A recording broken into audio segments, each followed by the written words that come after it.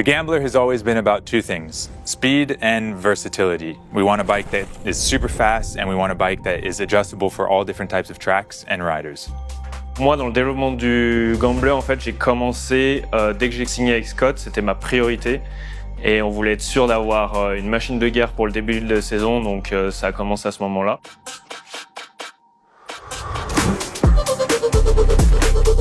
La première fois que j'ai essayé le proto, ce que je voulais être sûr, c'est que je me sente pouvoir gagner avec ce vélo.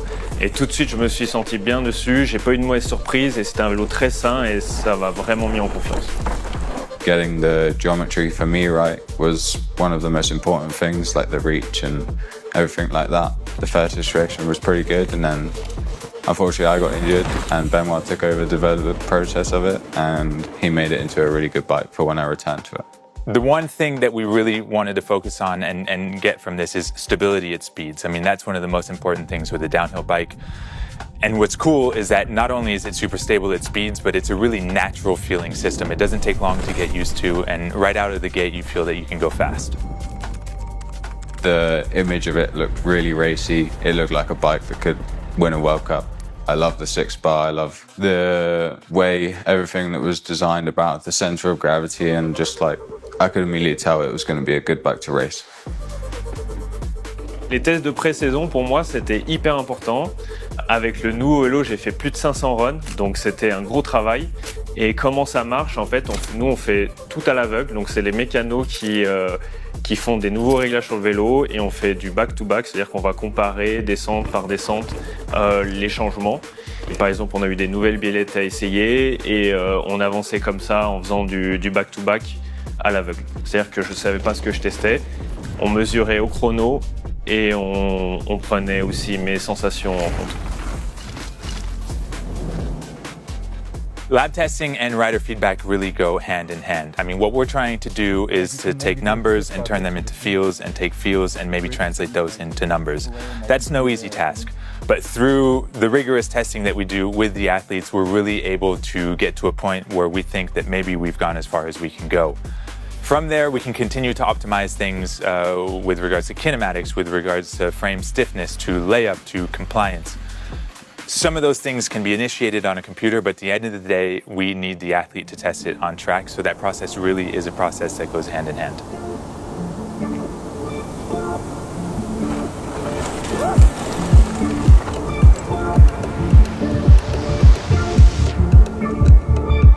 Yeah, I'd say it's extremely important to get the right amount of flex. I mean, you want the rear end to be super stable in rough, gnarly sections, and then you also need the right amount of flex for tracks that are a bit more slippery or even just off cambers.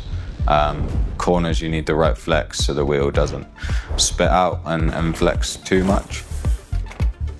It all comes down to grip. So to go fast, a downhill bike really needs a well-balanced weight distribution, especially when talking about sprung and unsprung mass. Now, being able to take the shock and the linkages and center them low in the frame really allows us to do this naturally. A 6-bar linkage really allows us to control how suspension behaves. It allows us to fine-tune anti-rise, anti-squat leverage ratio in isolation, but also across full travel.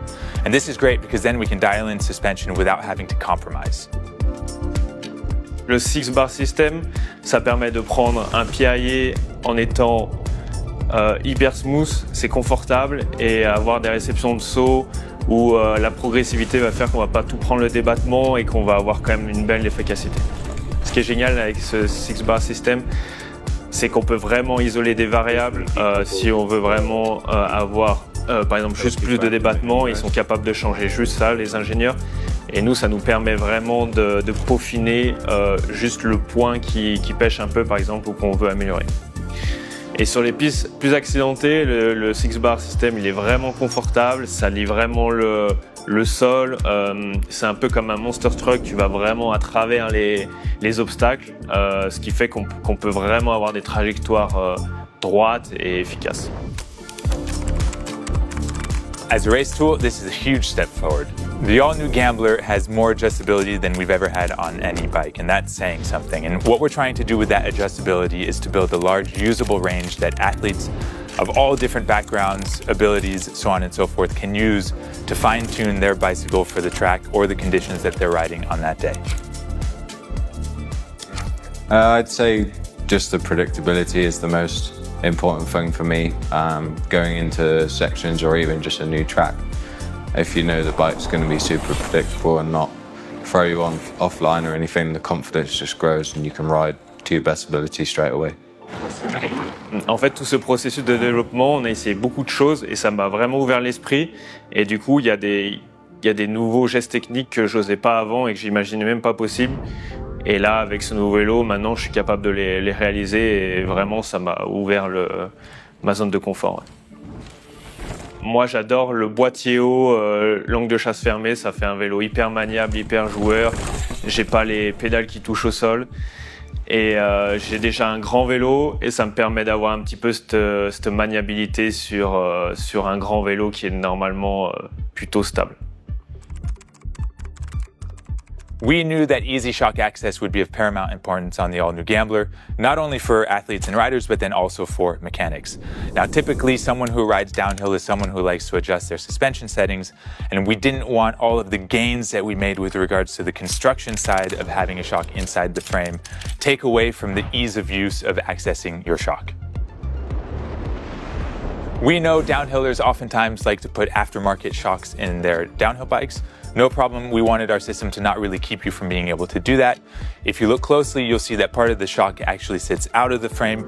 This leaves tons of space for all main aftermarket shock options. There are loads of features on this bike that make it easy to work on. You've never set up sag on a coil shock as easily as with the external sag indicator on this bike. Cable routing is all through and through, so it's simple to work on at home or in the pits. And all bolts of the frame hardware are a T30. The Gambler RC for sure is a World Cup race bike, but that's not the only thing it excels at. Bike park laps, chainless races, ripping corners, whatever you want, it's the tool for the job.